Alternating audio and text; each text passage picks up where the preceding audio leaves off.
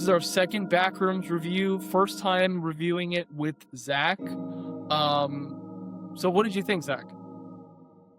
Well, I think it was kind of a mixed bag for me. There was a lot that I did enjoy. I think that it makes sense that he nailed like the visual style and the visual language of the back rooms because I don't know if you guys had seen any of the short films that this kid had made kind of like leading up to the feature. So he's been kind of inundated with this world and is probably the person, I guess aside from the individual who initially posted it on 4chan, who's most responsible for making the backrooms as we know it kind of a social media phenomenon. So I think that the camera work and the staging, the way that they sort of laid out the architecture and like the internal logic of the spaces really captured that sort of like eerie, uncanny feeling.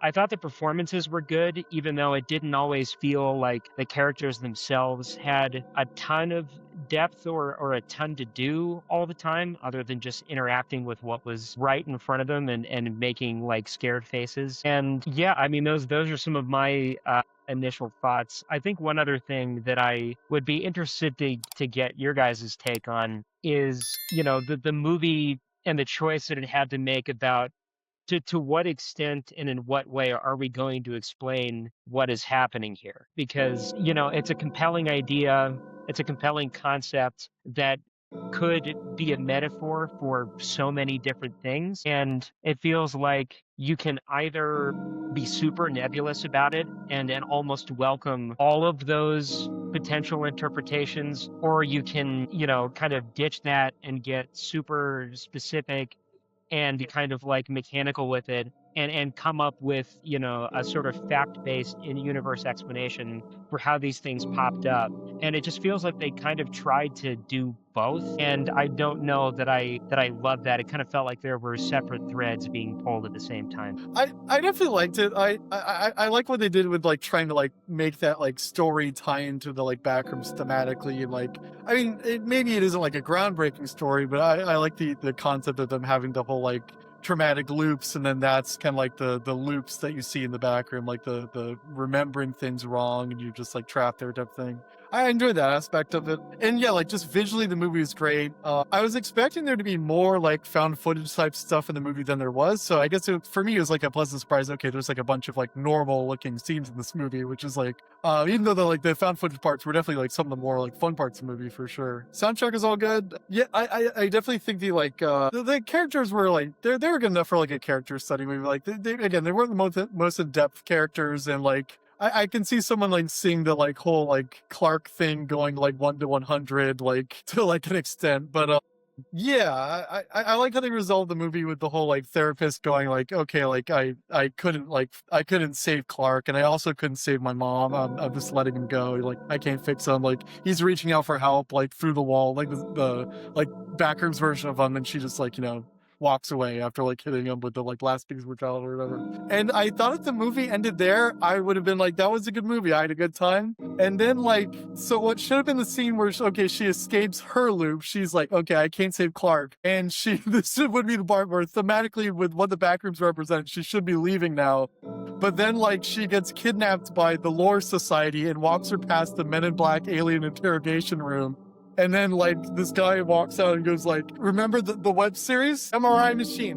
Remember Backrooms 2? And like that really just took me out of the movies like so severely, because like I feel like the movie just kind of like walked out of its narrative, walked out of the like what should have been that character's ending, what the whole movie's building up to thematically, just so it could go like, we tried to make MRI machines, but instead we discovered that the world was much bigger than we originally thought. It's like, what? And then the movie just kind of ends there, and I'm just like, I don't know. That was just me, like, with the ending. I don't know. Yeah, that's sort of what I was alluding to when I was talking about the movie, wanting to sort of have it both ways and pulling at different threads. Because I completely agree with you. I think it could have been maybe more compelling if we had gotten an additional 15, 20 minutes or so building off of that interrogation to clue the audience in a little bit more as to why we're making this hard pivot, but it ends so abruptly after that. And it doesn't feel like there was any real payoff in sort of like shattering the world of the movie in that way. Like you said, it just felt like kind of a half-hearted reference to the lore of the short films that he'd made, and that it was just sort of like tacked on to the movie that existed kind of in a different narrative space without a lot of thought as to how to more neatly integrate the two. It was such a violent and not really, at least for me, satisfying break from that conversation to the final shot of her doppelganger or other, or whatever the term is for the sort of like refracted version of yourself that exists in the back rooms even once you've left. I mean, I think if they had just shown her escaping and then cut to her double, you know, showing that there is some residue of her in this world, even if she's managed to physically escape it with her, like, you know, primary body or whatever, I think that could have been more effective. It kind of makes me wonder, what if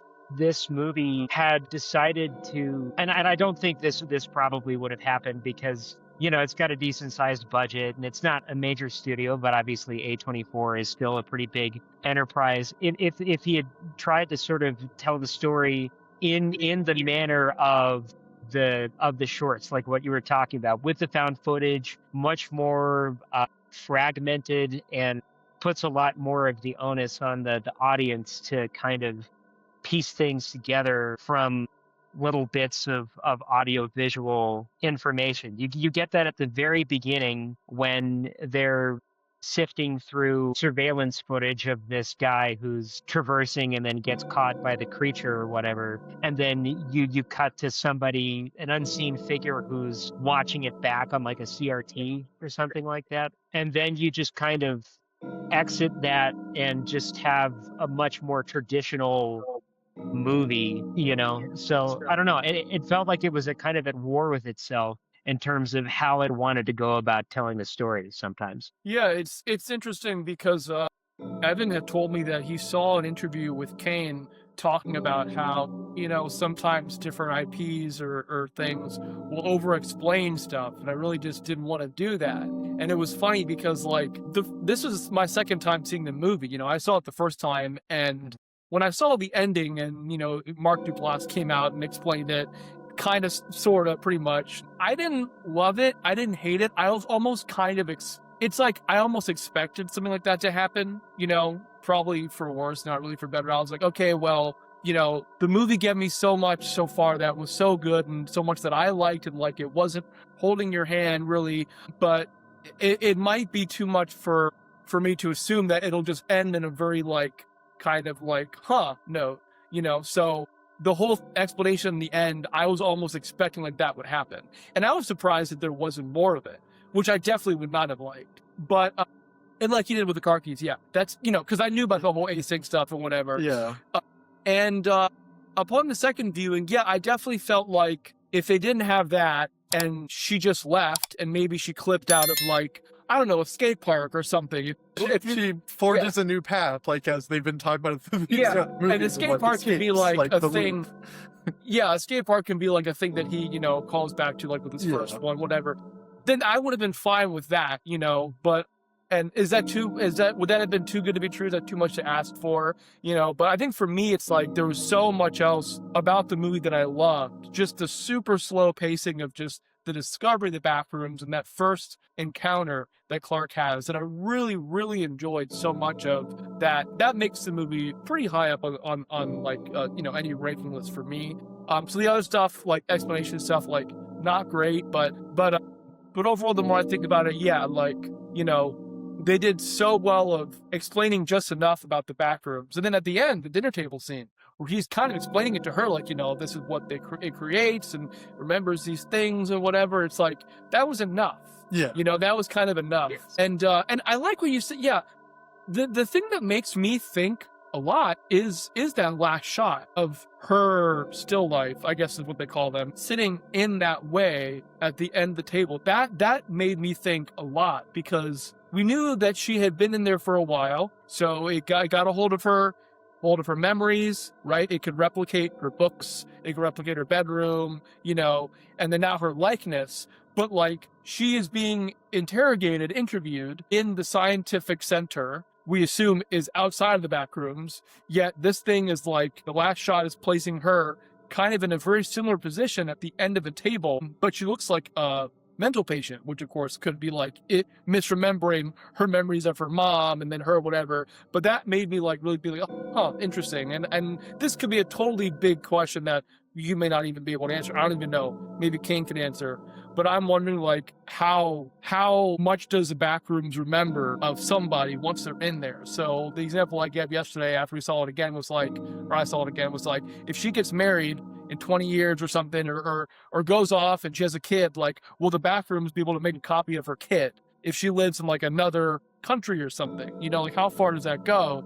And I'm sure Kane wants us to have those you know, discussions and stuff like that. So, but that mystery is enough to keep me like intrigued, and I like thinking about that stuff. And because of that, yeah, the explanation at the end does kind of bog it down a bit more, because I just definitely do not care about the async stuff. But Josh brought up an interesting thing yesterday, which is like, well, if they didn't explain it at the end and they had the little async segments throughout, and you had the caveman with the languages, and it was very clear that there was an organization in here researching it, then maybe one could think, oh, did they make the back rooms? Is this a governmental facility? You know, and so the explanation at the end kind of clears it up. For better or for worse, I would say probably for better. Like, I definitely don't think people should think it's made by the government. Like, you don't want them to think that, but still, it's like, you know. But to go back to your original question, or I guess statement, yeah, I did see the original Kane videos. I was very excited in the beginning when the movie started in that simple kind of style, because it felt new, but like, you know, it was still like something that it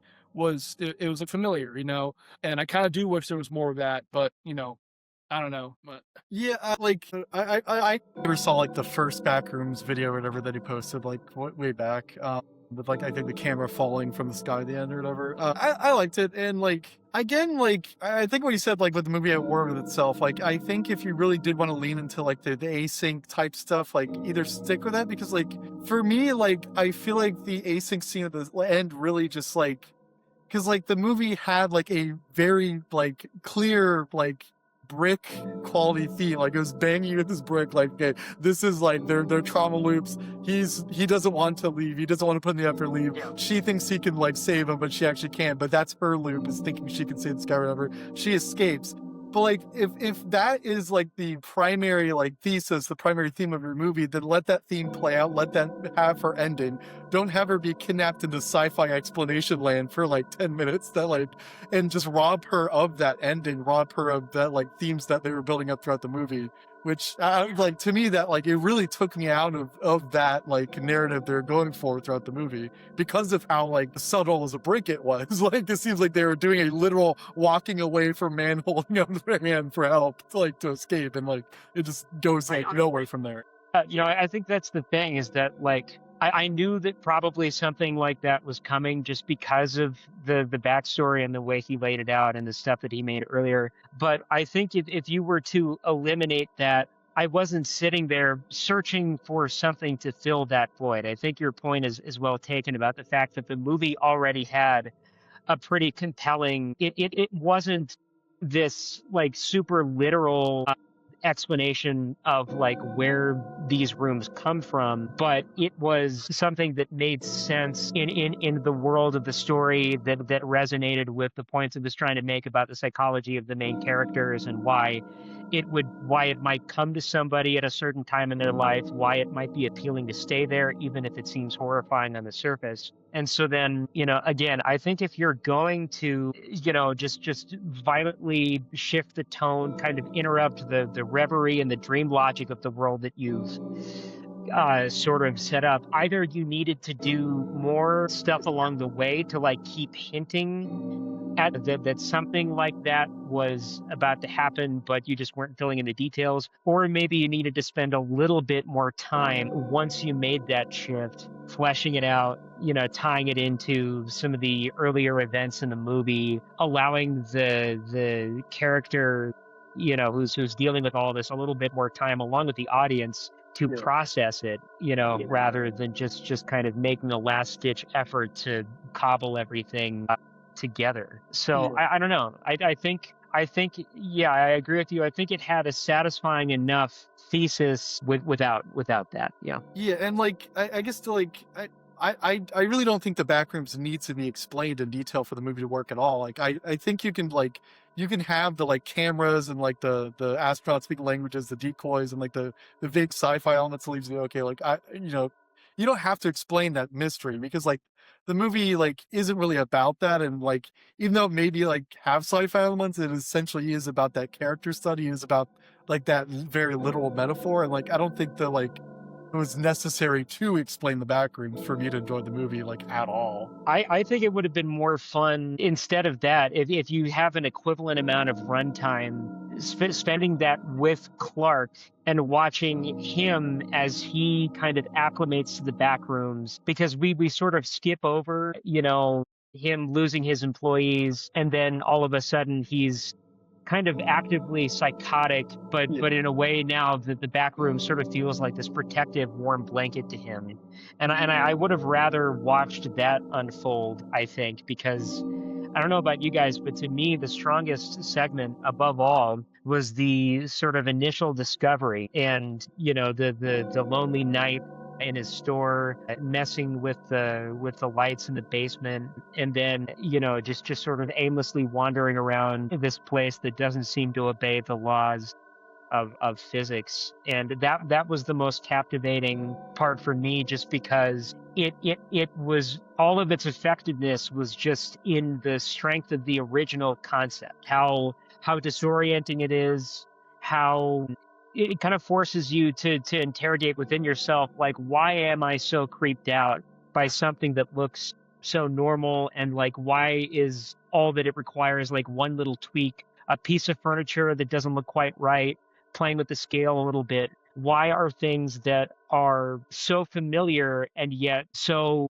removed from what we come into contact with in our everyday lives, why is that maybe even more disturbing than something that like a monster in a slasher movie or something like that? What is it about this thing that's so close and yet so far that is so effective about playing with our heads and disturbing us in kind of a deeper way? And so I just wish that there had been more time to like luxuriate in that feeling, because to me that's the core of the concept and so much of what makes it interesting. So Yeah, no, I totally agree. And yeah, like I mentioned before, I mean, that super slow first discovery was one of the things I loved the most about the movie. So I mean, I didn't think about it before in terms of like what was my favorite like segment, but I think, yeah, I definitely agree. If there was more of that, and it's like, for what it was, that section with him exploring it was so long that it kept me satisfied in that department. But I definitely agree with you.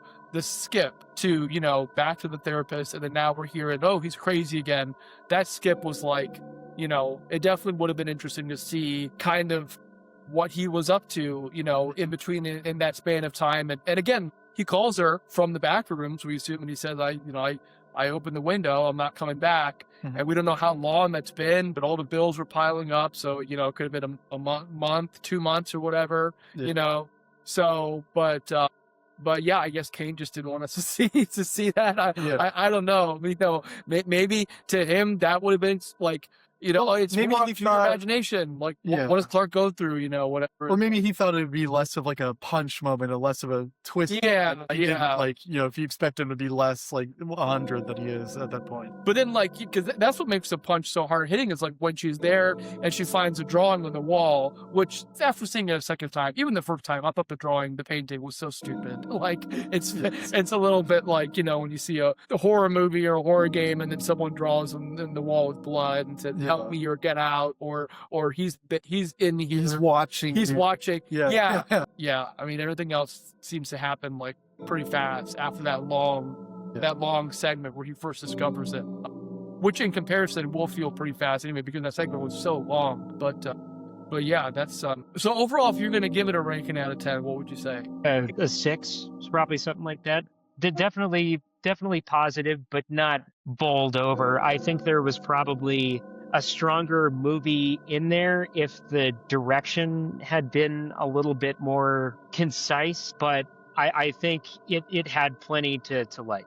And what would you want out of a sequel? Because one is happening, whether we want it to happen or not. Sure. I mean, it feels like the obvious direction is the prequel, right? The initial discovery phase, and then maybe more from the async perspective. The initial, sort of ventures into this realm, and maybe the attempts to cover it up from the public, and sort of setting the stage for it kind of being buried until, Clark happens to notice that the wall in the basement of his furniture store seems to be a little squiggly. Yeah. Yeah, if it's not a prequel, I mean, he could just do it basically all over again with another person and another group of people, and maybe they find it, and maybe like the therapist, like, I don't know if anyone's gonna make a cameo, or you see like the Mark Duplass again at the end or in the middle or something like that. I mean, I don't know, because I'm really trying to figure out what would be the least, like, what would be the most subtle thing that wouldn't like expand the lore. But that's the problem with the sequels. Like, you kind of have to, like, you're gonna have to, like, I mean, you don't have to, but like, he's kind of pushing in that direction, So, and if you did have another group of people and you redid it, you'd be basically doing a copy and paste, and the discovery scene would be the same kind of thing, whether someone phases through a wall or falls through from a state park or something, it's the same thing. You could follow a hazmat guy, maybe gets a job as an MRI, as an MRI assistant or something, and now he's doing this wacky shit, but it's like, at that point, it's like so much. Well, I don't know how interesting it would be, but it wouldn't be what we were just talking about, which is the expected path. If you sort of pick up where it leaves off, and if you started with somebody who's carrying the secret, the news hasn't leaked yet, but something at some point, kind of gets out into the public, and then you have not only maybe a government inquiry, dealing with the PR fallout, but potentially you have people trying to reverse engineer the technology, people making like pilgrimages to the known sites, and like, it just, the whole thing like breaches containment. That could be kind of interesting to see the fallout of this crazy phenomenon that's presumably been concealed from public eye for decades. I don't know. You know what I would love to see? That would be so cool, is if she goes back, the therapist goes back in there, and then there's a monster of her, and then it's chasing her, or a monster of her mom. Yeah. Like, no. Because like, I'm just thinking about it as like a movie, like it's so standalone, and like I wouldn't want it to lean more into like the lore and the backrooms as like a solid sci-fi concept, because like I feel like what made the parts that did work for me in this movie were the backrooms completely thematically. So if they did a sequel on one, either just, like some other anthology type thing where just another character, a different metaphor, but also about the, the brain or something.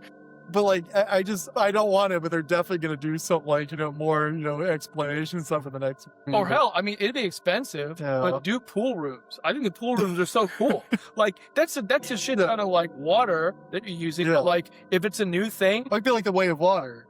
Backrooms too, the Way of Water, yeah. Exactly, yeah. But if it's like, if they're doing another thing where it's just another group of people and they're discovering it for the first time, make it pool rooms. I don't just like, just to change it up. I don't know, and like and you're less rolled up. I guess that's what I was trying to say. Was just, I wish that this movie had been just entirely like in that world, and that it didn't feel any need to explain itself. But if you wanted to go in a different direction, it would be interesting if they made a sequel that was entirely logistical and had a totally different tone. It wasn't like dreamy in that way.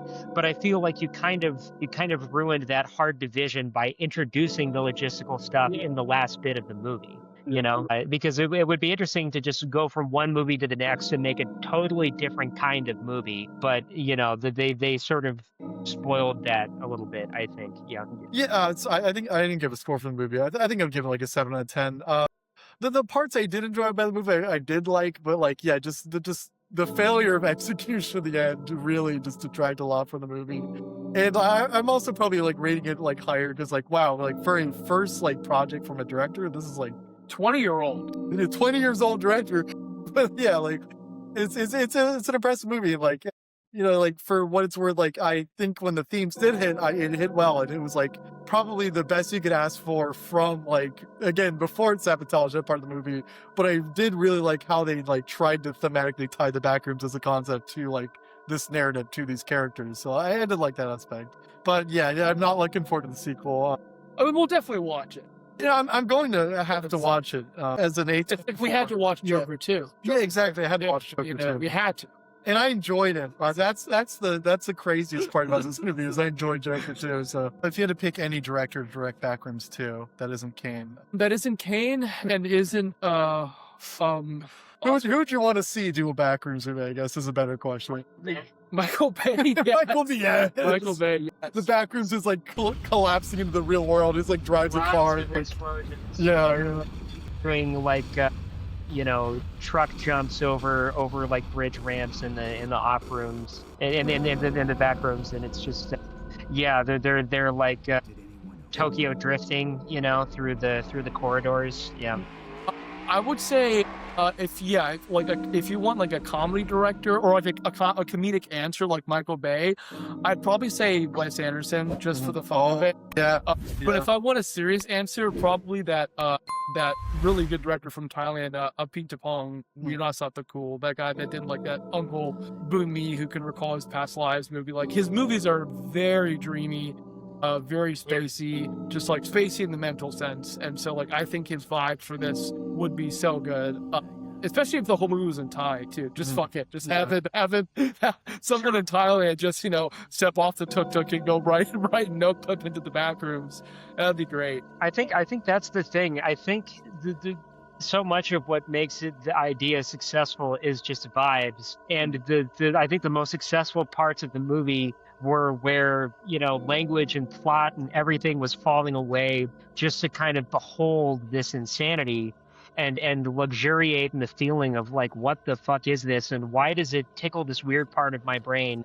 And so I think you could really strip things back from a narrative standpoint, make things really threadbare and just kind of exist in that space, even in kind of like a languid way. And I think it would be really, really watchable because again, it's just sort of, it's at the end of the day, it's about kind of envisioning yourself in that space as much as it is being that concerned about, the trials and tribulations of like a stand-in character and all of their, kind of made up backstory baggage that they bring to it. So, yeah.